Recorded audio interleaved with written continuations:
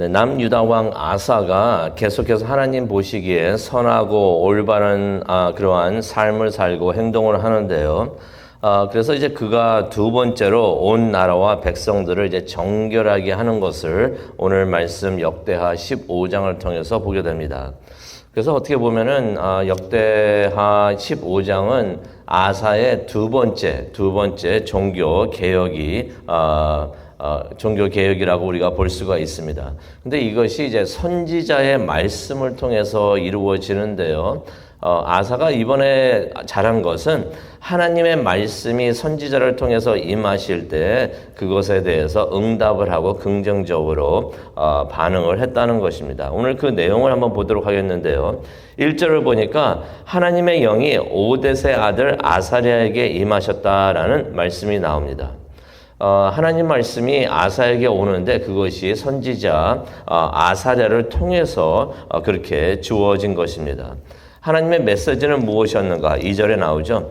너희가 하나님과 함께하면 하나님께서 너희와 함께 하실 것이다. 너희가 하나님과 함께하면 하나님도 너희와 함께 하실 것이다. 너희가 그를 찾으면 그를 찾게 될 것이다 라고 말씀을 해 주시는 것입니다. 이것은 영원한 진리입니다. 우리가 성경을 계속 보게 되면은 구약과 신약을 보게 되면은 하나님께서 계속해서 이것을 말씀하시는 것을 우리가 보게 되는데요. 우리가 하나님과 함께하면 하나님도 우리와 함께 하실 것이고 우리가 하나님을 찾으면은 하나님을 찾게 될 것이라는 것입니다. 에레미야 29장 13절에도 이런 말씀이 있죠. 너희가 온 마음으로 나를 찾으면 나를 찾을 것이요 나를 만나리라 라고 말씀하십니다. 또 예수님께서도 또 요한복음 15장에 말씀을 하시는데요. 요한복음 15장 4절을 보면 내 안에 거하라 그리하면 나도 너희 안에 거하리라 라고서 말씀을 하십니다. 우리가 하나님 안에 거하기를 바랍니다. 그러면 하나님도 우리와 함께 하시는 것입니다. 우리가 하나님을 찾으면 하나님을 찾게 되고 하나님을 만나게 된다는 것입니다. 때로는 우리가 그런 생각이 들 때가 있죠. 왜 하나님은 우리와 함께 하지 않으시는가? 만약 그것이 사실이라면 다 이유가 있습니다. 우리가 하나님을 찾지 않기 때문에 우리가 하나님을 구하지 않기 때문에 하나님이 우리와 함께 하지 않으신다는 것입니다. 요한계시록 3장 20절에도 그런 말씀이 있죠. 예수님께서는 우리의 마음의 문을 두드린다고 하십니다. 마음의 문을 두드리셔가지고 누구든지 그 마음의 문을 여는 사람에게 예수님께서는 들어가서 함께 하신다라고 말씀을 하시는 것입니다. 아무에게나 함께 하시는 것이 아니라 문을 다 두드리고 있는데 그 문을 여는 사람들에게만 예수님께서 들어가셔가지고 예수님은 문을 부시고 들어가셔서 아무나 그냥 함께 하시는 것이 아니라 문을 여는 사람에게만 예수님께서는 함께 하신다라고서 요한계시록 3장 20절에 말씀을 하시는 것입니다. 이것은 어떻게 보면은 조건의 말씀이라고 생각이 들 수가 있어요. 우리가 이렇게 하면은 거기에 대해서 하나님께서 축복을 해주시는구나. 우리가 찾아야지 하나님께서 함께하여 주시고 우리가 하나님 안에 거해야지 하나님이 우리와 함께해 주시구나 하고서 무슨 조건의 말씀이구나라고 생각이 들 수가 있지만은 그것이 아니라 축복의 말씀인 것을 우리가 받기를 원하는데 하나님께서는 찾는 사람에게는 반드시 나타나 주시고 만나게 해 주신다고 약속을 해주시는 것입니다. 그 약속 믿으시면서 꼭 붙드시기를 바랍니다.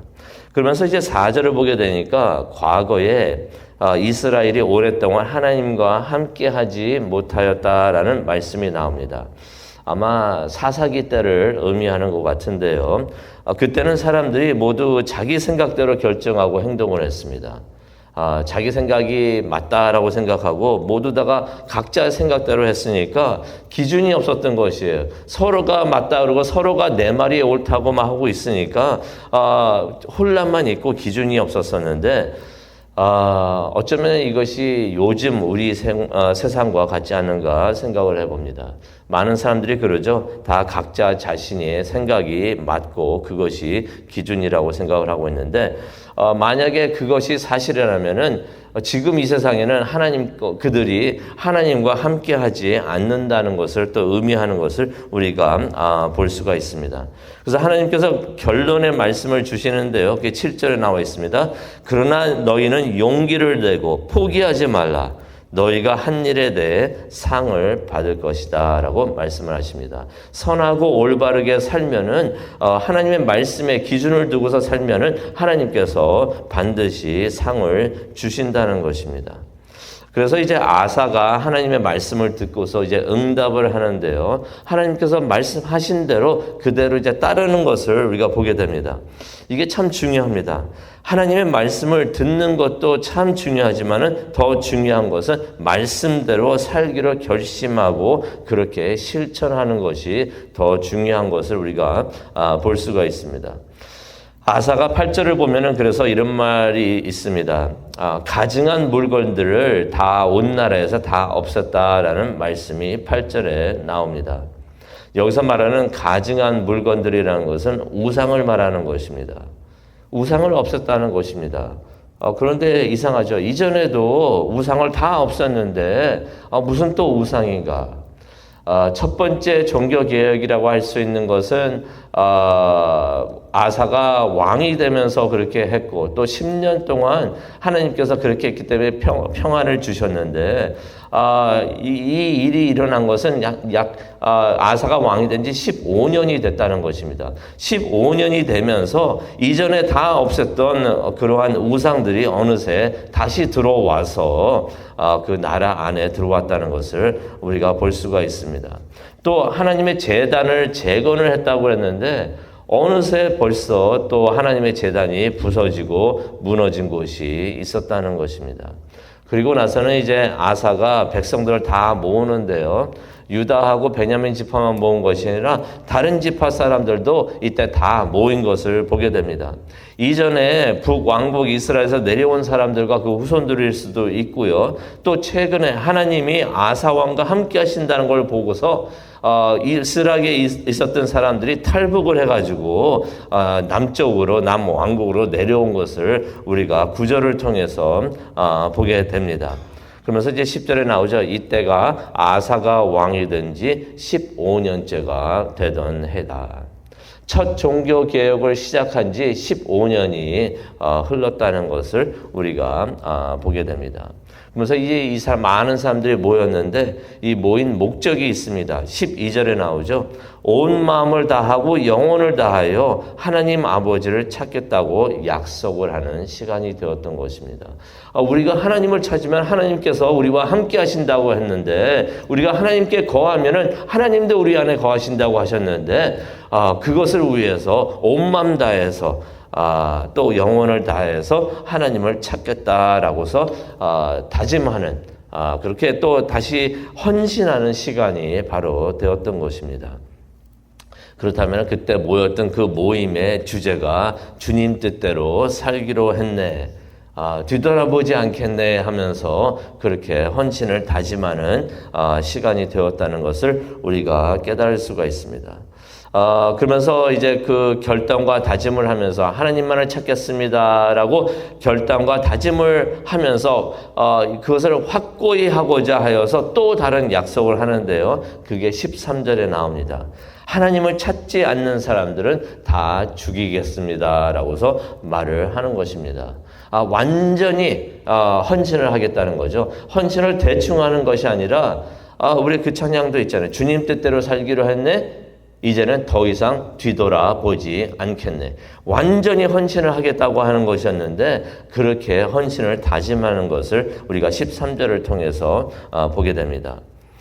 그러면서 이제 사람들이 14절에 다 큰 소리 외치면서 나팔을 불고 주께 맹세했다라고 말을 하는데요. 이 맹세와 약속이 진심이었다는 것을 우리가 볼 수 있는 것이 15절을 보니까 이렇게 맹세를 하면서 기뻐했다라고서 말을 합니다. 이것이 진심이었다는 것입니다. 하나님 앞에 이제부터는 하나님만 찾고 하나님께 헌신하겠습니다. 이렇게 하나님을 찾지 않는 사람들은 다 없애버리겠습니다. 라고까지도 말을 하면서 하는 것이 누가 시켜서 그런 것이 아니라 스스로 그랬고 진심이었다는 것입니다.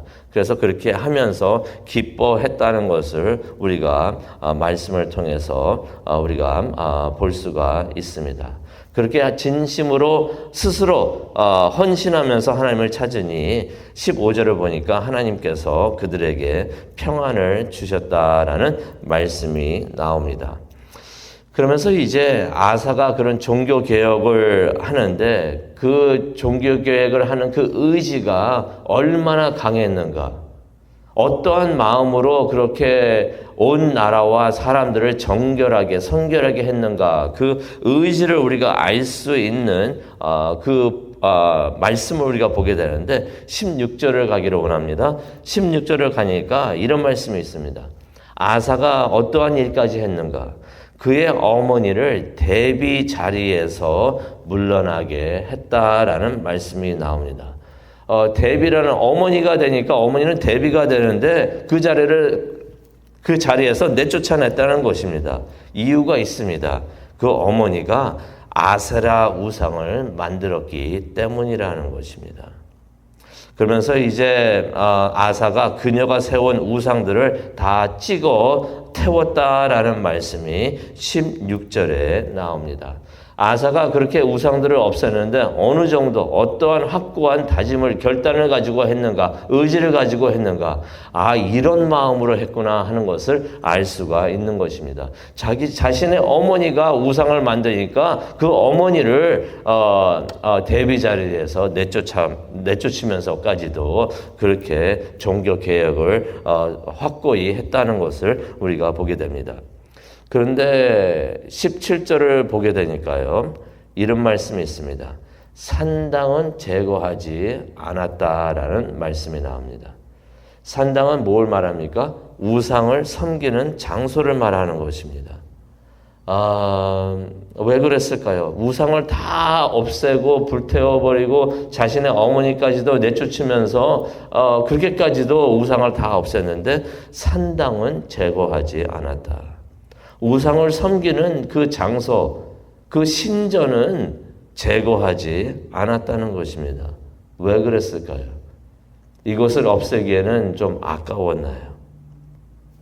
결국 이런저런 이유로 산당이 남아있으면서 그렇게 남아있게 되었는데, 그런 말이 한국에 옛날에 있었죠. 그런 표어가 있었는데, 꺼진 불도 다시 보자라는 말씀이 있습니다. 그런 표어가 있는 것을 우리가 기억을 합니다. 이렇게 남아있던 산당이 계속해서 유다 사람들이 또 이스라엘 사람들이 우상을 섬기게 되는 그런 계기가 된다는 것을 우리가 보게 되는데, 산당이 남아 있음으로 인해서 온 나라에 아직도 계속해서 우상을 숭배하는 것이 남아 있게 되는 것을 보게 됩니다. 우상 숭배가 이렇게 해서 종교 개혁을 해가지고 꺼진 불이라고 생각을 했는데 온 나라가 다시 죄의 불에 태워지게 되는 것을 우리가 보게 됩니다. 오늘 말씀을 생각하면서 이제 묵상하는 시간을, 기도하는 시간을 갖기를 원하는데요. 우리가 간절히 하나님을 찾기를 원합니다.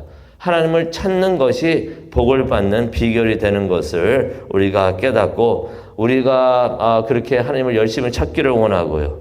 또 우리가 하나님을 찾는 것도 중요하지만 우리가 정결하게 되는 것도 무척이나 중요합니다. 우리 삶에서 우상이 있는가? 그 우상을 완전히 제거하는 우리가 되기를 원합니다. 혹시 우상을 제거한다고 하면서 혹시 이거는 좀 아까운데 하면서 남겨둔 것은 없는가 우리가 생각을 하면서 뒤돌아보지 않고 하나님만을 바라보며 따라가는 우리 모두가 되기를 간절히 축원합니다. 기도하시겠습니다. 사랑과 은혜가 충만하신 하나님 아버지 감사합니다. 오늘 이 아침 하나님의 말씀을 듣고서 기도하는 시간을 갖기를 원합니다.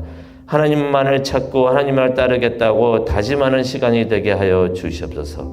뒤를 돌아보지 않고 하나님만을 바라보면서 나아갈 수 있는 우리가 될 수 있도록 하나님 도와주시옵소서. 그것을 위해서 기도하기를 원합니다. 이 시간에 함께하여 주시고 인도하여 주시옵소서. 감사합니다. 예수님의 이름으로 기도합니다. 아멘.